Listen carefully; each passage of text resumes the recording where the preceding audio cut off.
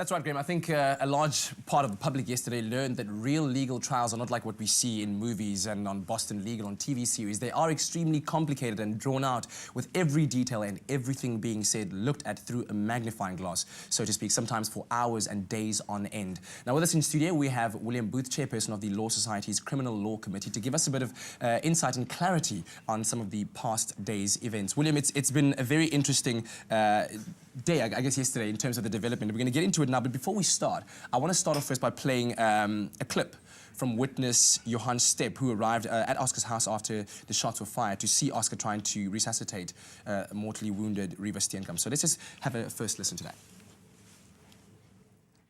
And I remember the first thing he said, I shot her.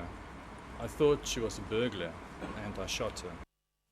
So the reason why I played that, William, is the fact that there seems to be this misconception that people have with the notion of premeditated murder, or that charge that the state is trying to prove, that did Oscar intend to murder Reeva? But how is that kind of a misconception?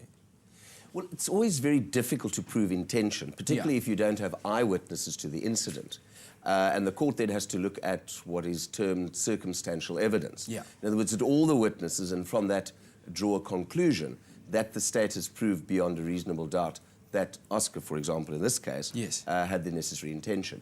Premeditation on its own, premeditated murder, isn't actually an offence, but it becomes relevant when you look at the sentencing. So should he be found guilty, if the court finds there's been planning, premeditation in other words, that is relevant with regard to what the court can impose as a suitable sentence.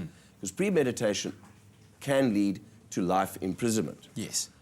Where if it's murder, in other words, an instance where we're having an argument and you get angry with me and you haul out a firearm at that particular moment. No planning, just happens. But you have the intention to shoot me. That would lead to a much lesser sentence than if it was planned, if you got together with others and you told others, you know, you want to kill me beforehand. So are we saying then that from the get-go, disregarding the premeditation there of the fact that he shot and killed Reeva, that on its own is a charge that stands on its own, as you were calling it earlier on, manslaughter, right? Yes, or culpable homicide. That's the negligent conduct of somebody. In other words, should the state not be able to prove intention, in other words, murder, and have proved that he did not behave as a reasonable person would, take into account everything, you know, the crime situation in South Africa, that people who break into people's homes sometimes kill the occupants. So that must be going through the mind of even the reasonable person. So the sort of lesser charge, which would bring in much lesser sentencing, should he be found guilty, is there, and that may be a problem at the end of the day for Oscar. So now, looking at what we've seen in the past week and what we've heard about what happened yesterday, do you think that the state has quite a strong case so far? Well, a lot of the witnesses are giving very important evidence, and the defence has obviously tried to say their differences. They've changed their version from the statements they've made to the police. They got together and discussed aspects of their testimony. So they're trying to poke holes in all of this. But the evidence is very important, because the issue of the argument. In other words, if there was an argument, shouting, and it was a male and a female, and then the shots were fired, and if the court finds that, after hearing all of the evidence, that could go a long way to establishing that he had intention, that he acted like he did, not because he felt there was an intruder in the bathroom, but because he knew that Reeva was there, sort of lost his cool, followed her, and shot her. So that evidence sort of builds up the case against him as far as the state is concerned. Now, the big question of the day yesterday, as a result of Dr. Gert Simon's application to the bail not to have his testimony broadcast, was, does the public need to know? And so we asked the question on Facebook and on Twitter, and we also thank you for your calls. And the response via Twitter that we got, one of the responses from at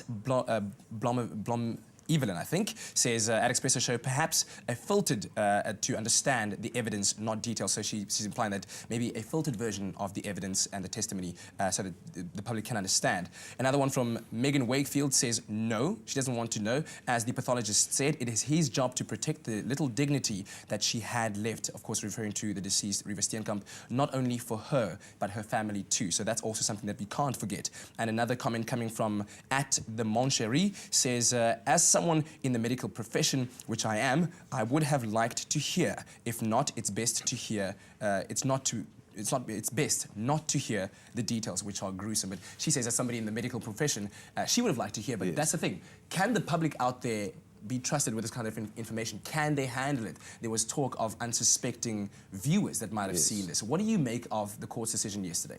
Well, look, I think it obviously is important because you had the decision in the beginning made by another judge, but that judge also left it open for this particular judge to change the decision as the case went along. Yes. But I think it should have been decided upon in the beginning. Yeah. They all knew that the forensic pathologist would come and testify. So they knew what evidence he was going to be presenting to court and the graphic detail. Yeah. So maybe that should have been dealt with earlier than just suddenly yesterday. But look, it is graphic. Yeah. On the other hand, in most court cases, this evidence is presented, and if you walk into the courtroom, you can see it. It's just the big difference. This is being televised to the world, and the majority of other cases, it's you know, the viewing audience, as it were, is far, far, far smaller. That's true. So maybe it should be that you can view some of it because you're viewing a lot of other things. Sometimes if you turn on the television set, you can see some horrific graphic detail on television programs, which is open to everybody. I think Simon said he had a problem with children viewing it. Yes. But I suppose one can turn off the television. Exactly. Adults are responsible for their children at the end of the day. William, thank you very much for coming in, and we do appreciate it. We'll speak to you soon again. Of course, if you're looking for more detailed updates, you can follow on sabcnews.com, and tune in tomorrow. We will be chatting to a sound expert about the dynamics of sound and whether what some of the witnesses have heard or did not hear may be correct. Stay tuned.